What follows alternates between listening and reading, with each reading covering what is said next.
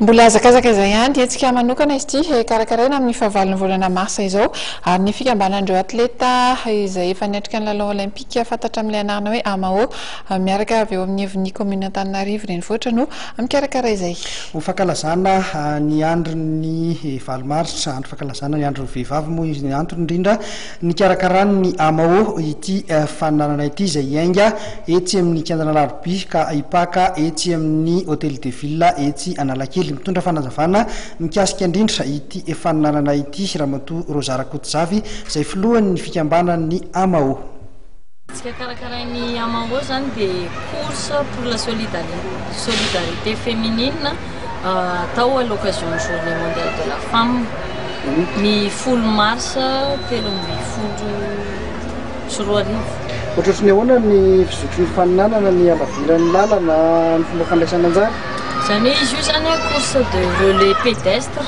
relais iarahana vehivavy 5 mihazakazaka miainga avy eto amin'ny stade Larobia hatrany amin'ny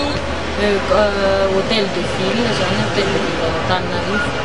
dia samy manana ny distance zany le vehivavy mihazakazaka ohatra hoe ny voalohany manao 700 metatra tour de piste ana Larobia dia ny faharoa manao 300 metatra dia ohatran'izay foana hatrany amin'ny ohatrotry ny ahoana zany ny fomba fandraisana anjara? Dia ny fomba fandraisana anjara dia amin'ny alalan'ny inscription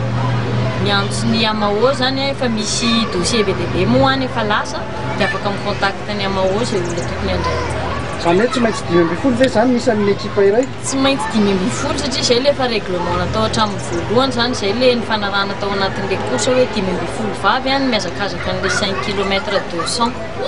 dia afaka mandray anjara amin'izany zany ny vehivavy rehetra miasa amina entreprise sy ny institution rehetrarehetra misy eto Antananarivo zany hoe ny ministère, ny Sénat, ny CST, ny ONG rehetrarehetra izay misy vehivavy zany miasa ao aminy. Misy amboara ve ho an'izay mpandresy? Misy amboara ny telo voalohany ho an'ny ekipan'ny orinasa miaraka amin'ny médaille ho an'ny mpiasa dia ny telo voalohany amin'ny institution sy médaille koa ho an'ny mpiasa zany hoe ny coupe zany ny amboara mijanona ho an'ny entreprise na ho an'ny institution izay hazakazany fa ny médaille manaraka razo mody any an-trano. Ino moa zany tena hoe tanjon'ny amao ny karakarana n'ity faninanana ity? Ny tanjona ny amao dia mitovy amin'ny tanjona izay iraisan'ny association mondiale des olympiens sy ny fédération internationale hoe promotion de la femme dans le sport dia anisan'ny targetran'ny amao sy ny amao zany hoe ny association mondiale olympien koa ny fanaovana sport zany iraisan'ny be sy ny maro zany dia ny tanjona ao anatin'izy io zany ny fampisehoana ny firaisan-kinan'ny vehivavy manao zavatra zany hoe miaraka mihazakazaka. Ka eto zany za dia manentana antsika vehivavy rehetra izay mbola tsy misoratra anarana any amin'ny entreprise io na indrindrandrindra tsika amin'ny institution, ministère sy ny sisa satria mbola misokatra foana fisoratana anarana hatramin'izao ka tsara mariako etoana zany fa io